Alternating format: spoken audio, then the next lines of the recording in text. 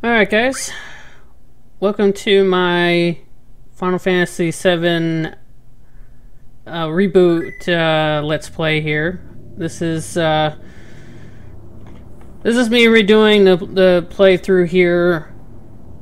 This playthrough will have like better, you know, it's going to be at 60 frames. It's going to be done differently than a live commentary than I did the first time. And I'll be quiet during like some of the CG cutscenes, minus this one, just to explain a few things. I'm gonna, like I said, I'm gonna be doing a post commentary for this one, so don't expect me to, you know, do things differently if it was live or anything like that. I just did recording and you know, that was that. So, but anyways. So we got the first intro scene here, as it's well familiar with probably a lot of fans out there.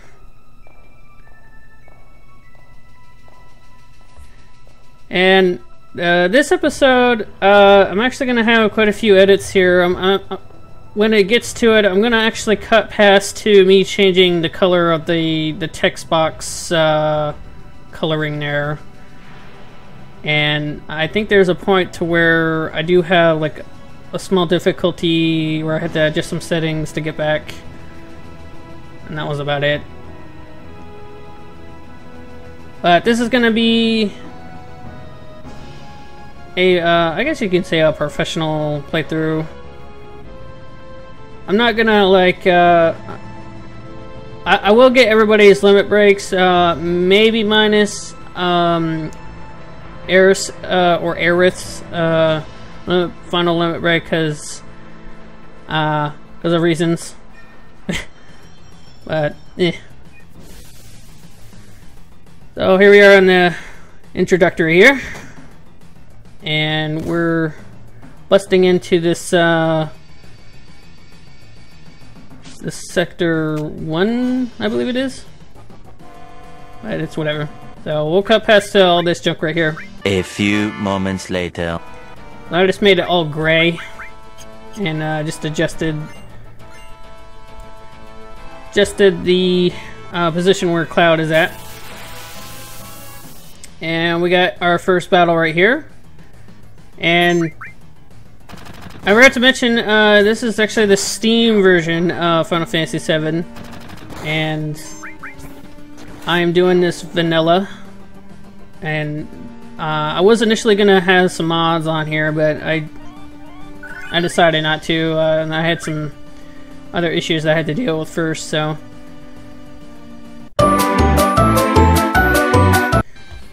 So right there was just me fiddling with some settings there that I was just making sure. I just cut past all that. Another thing I'll be doing is I will be naming all the characters their default names. I will not be changing them except for Aerith. I will be changing hers to the proper. And I will be changing Red 13's name to his name that he gets when you get to Cosmo Canyon. I decided to use that name as a reference to that, so. So here we got Barret here coming in. He's actually the leader of this group, which is called Avalanche. And he's going to be kind of a bully here for a little bit.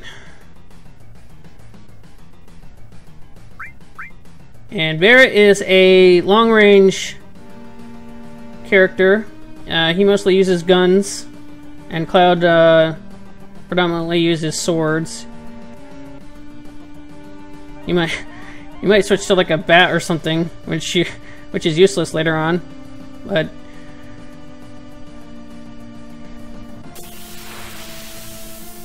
so this battle right here, I'm keeping some battles in. I'll cut some out. That's what I'll be doing.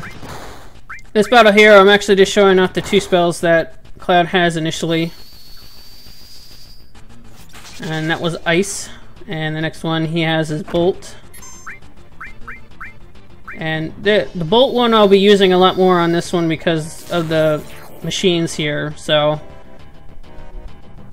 So when you're going through here, just use the bolt spell there, because that, you know, machinery and electricity don't mix.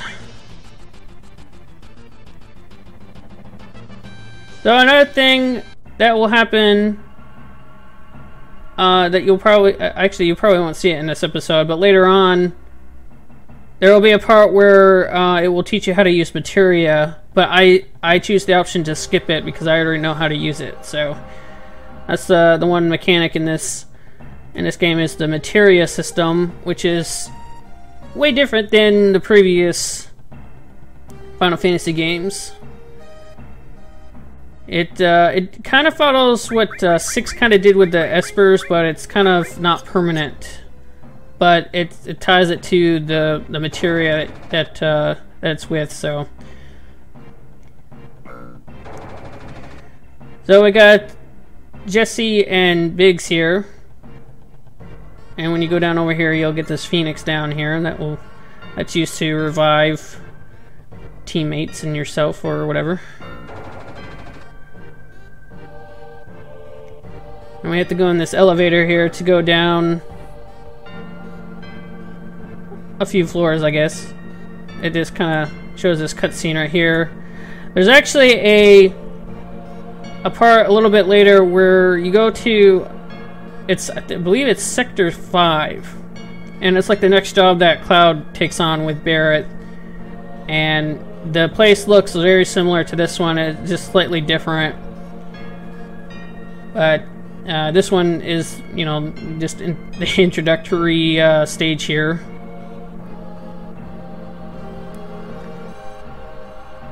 The one thing you probably noticed is that the models on some of these people, their mouth graphics there has their mouth like completely open. So, I will, like I said, I do cut out battles that you've seen already, but once that you have like you haven't seen the enemy there before, I'll keep them in so you can see what they look like and all that. If I come, you know, if it come across it as a new enemy. And one thing that you probably saw a little ways back is I put.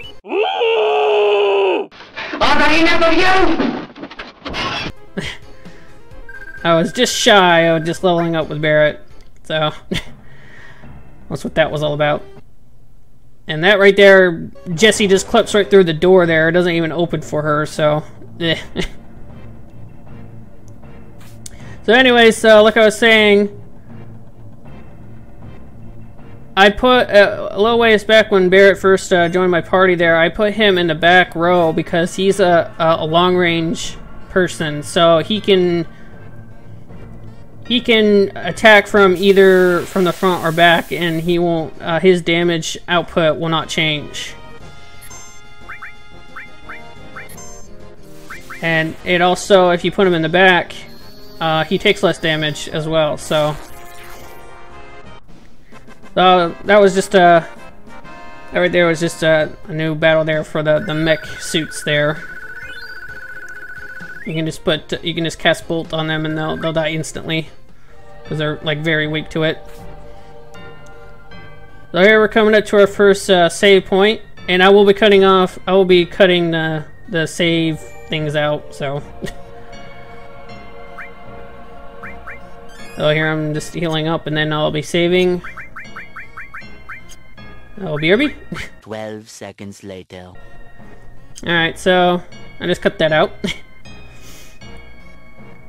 We'll just go over here and we'll actually get our very first materia pickup, which is Restore. That will be used later to heal us.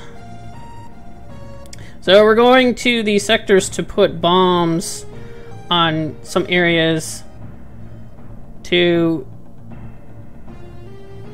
make these sectors non-functional anymore. As you probably saw with Barret, this is that right there that will come into play later on what that was about. Well, what Barret was talking about was that these sectors are sucking out this energy source, which is called Mako, or however you want to pronounce it, and the Shinra company here is actually sucking up the life of the planet, basically, and it's pretty much killing it. So we're here to blow them up and save the planet. So, so we got our first boss here. This is a Guard Scorpion, and he is weak to Bolt. And his thing, he does this like search thing there. It doesn't really do anything. I guess he just kind of searches what your status is or whatever. I don't know. But there'll be a point where he raises his tail, and you don't want to attack him when his tail is up, or else he will do a counter attack with his laser, and that really hurts. It will probably cut your HP probably really close to half. And you will be seeing me do Barret's and Cloud's limit break in this fight, I believe. I do Cloud's here right away. I'll explain the limit breaks a little bit later. Here he's raising his tail there, and Barret is telling Cloud there to kind of tutorial-wise not to attack while his thing is up. And that right there, when I tried to attack, I was trying to actually get hit so I can get my limit break gauge filled up, but I actually got it while he was in the process of putting it down, so oh well.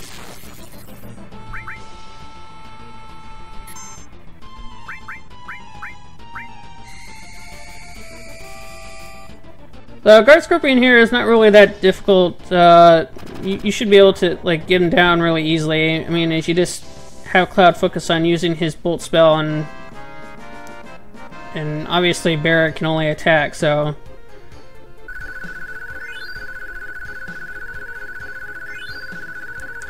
So one thing I should probably mention, I'm actually using a special type of trainer for this game. I'm actually using the only part for the trainer to increase the AP output, because the AP output is like stupidly low in this game, and it's really hard to grind for mastering materia way later, and I just put that on along with a little bit of gold and experience, so that the grinding process that I will do later will go a lot faster.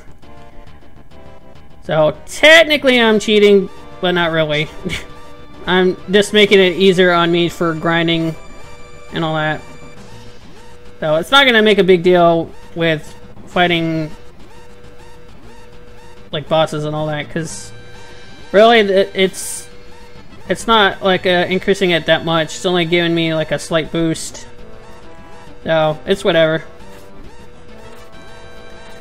So right now, as you saw, we got a 10-minute time limit here going on. That's when the bomb is gonna go off. And I'm showing this battle because these are obviously new enemies here. And what happened here was this was a back attack, and the rows were reversed as they were for normal. So Cloud was in the back, and that's why his attacks were going lower than usual. I actually figured that out while I was editing, and I noticed that it was actually Cloud was in the back row there, and that actually affects your attack for melee attacks. So it's no big deal. At least with Barret, you know, he actually got, I think he actually got an attack boost for him being in the front. Who knows? I'm just cutting out all the battles there, and then you'll get this little cutscene right here.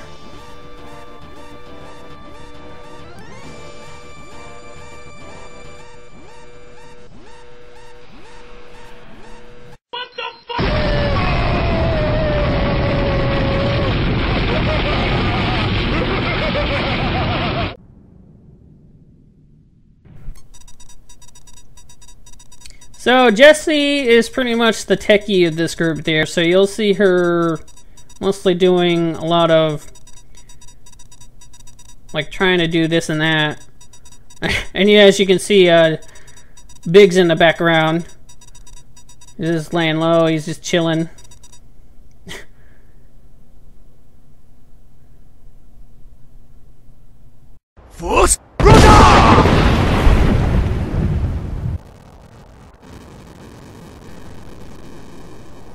So the fat guy there is that guy. His name is Wedge, and as you can see, Biggs and Wedge is actually a reference to the Star Wars characters. It was kind of a nod to them.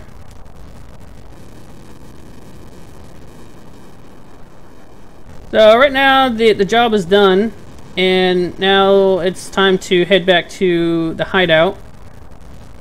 And Cloud there was asking about the money, and they're just telling them we'll deal with all that when we get back to the hideout.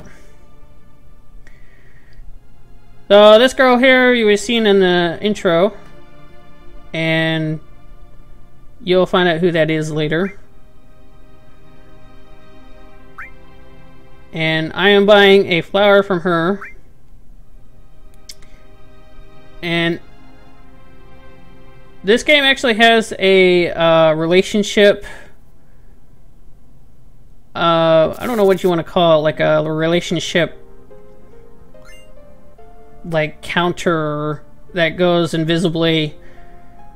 And these fights I'm gonna be cutting out right here. This is just to level up more. You can skip them if you want. If you say later, you'll just run the other way. It'll actually appear like I'm doing it right here, where he'll just run away. And I'll just go to right here. So with the relationship counter there, I'm actually going to give the flower to somebody, and it's going to increase the relationship points probably for them, I would think. And what I'm going to try to do in this playthrough is I'm going to try to see if I can get Tifa as my date for when we go to a special amusement place that I will not name yet. I'm sure you'll know what I'm talking about if people have played this. But I will try to do that. Probably not. Most likely I will be getting the mystery girl there that you saw there. You'll know who that is. If you know who that is, then that will probably, she usually is the person that you get most of the time if you're just playing through. I think because her default counter like starts at 100 and it starts going down if you like ignore her at some points. And I think it goes as low as like probably like 40 or something like that. It goes like from 0 to 100. Surprise, motherfucker.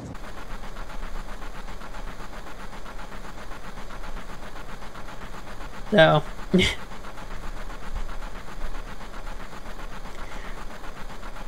so Cloud managed to actually get on top of the train. Conveniently, we're the same train that the group here got on. I'm actually surprised he was able to find which cart they were in. But I'm not gonna question that.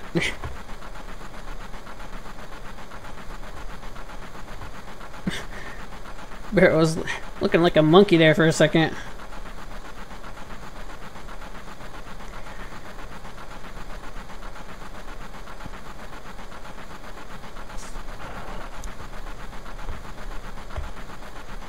So, like I said, Cloud finally caught up with the group here, and now this train is actually going to stop at Sector 7, which is the home area of Avalanche here.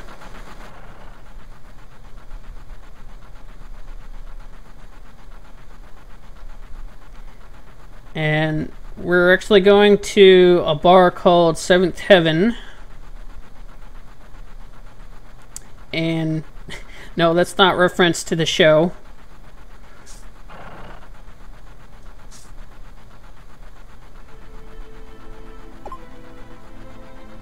So we'll be using this same train again later. You won't see it in this part. I'll actually be ending the part when I actually arrive at near the hideout. There's like a save point before going to a little area where the bar's at, so we'll be stopping there. So this homeless person will actually be talking to this person later to get an item.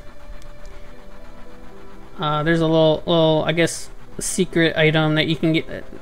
It's not like a big, you know, super duper weapon that you can obtain and it makes everything easier. I think he just gives you like a potion or something, or maybe a Phoenix down, I believe, actually. And you know, it's just a little something there. And there's also a guy that you can talk to during a chase scene, to where if you talk to him during the little thing that's going on there, he'll give you a high potion, which will be your that will be my first high potion that I'll be getting. And I'm just talking to all the guys here, and Jessie here is at a monitor here, and she'll explain how the sectors are laid out, and like how the train works and all that. It's really useless information. There's no need to learn about here. I mean, it's just, I guess, kind of giving backstory on how the transport system works on the town here on Midgar. If this game did have like some kind of like traveling system to go on the train or something like that, then I would tell you to pay attention, but there's nothing that you need to pay attention to about it, so.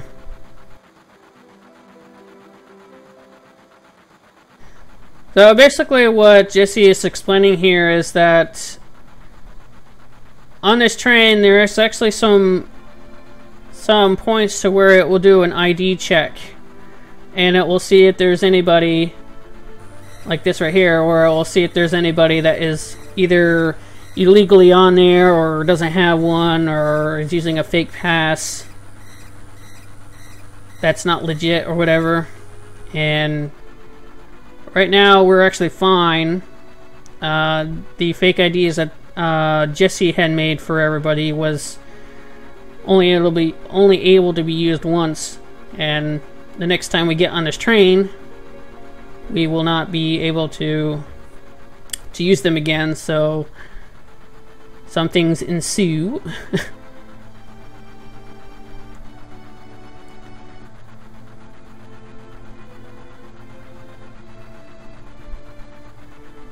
So there's going to be an edit here real soon, and I'm going to explain here afterwards, so just hang a minute. Pie. So if you didn't catch the little text that I had edit there, I used that little edit there.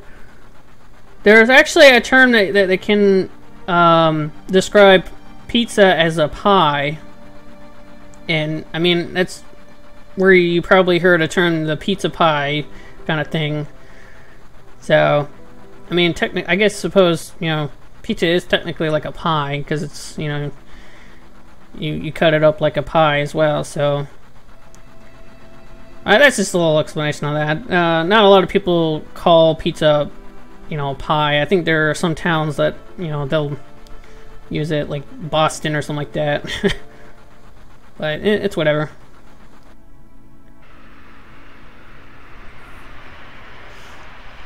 Well, here's a little CG cutscene of the train going around the little thing there to get to the other areas. So here we are at the end of the train ride here, and this is where Sector 7 is at. So they'll do like a little group huddle down the stairs there. I don't know why they jumped down. It's just a few steps. I just walked down and just like, here we go. So Barrett here will tell us that there's another job coming up, and it's going to be like a big one, bigger than the one that we just did with Sector 1 here. And Cloud will eventually get recruited again to go do that job.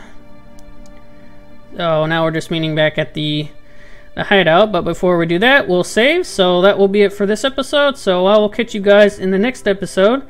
So take care.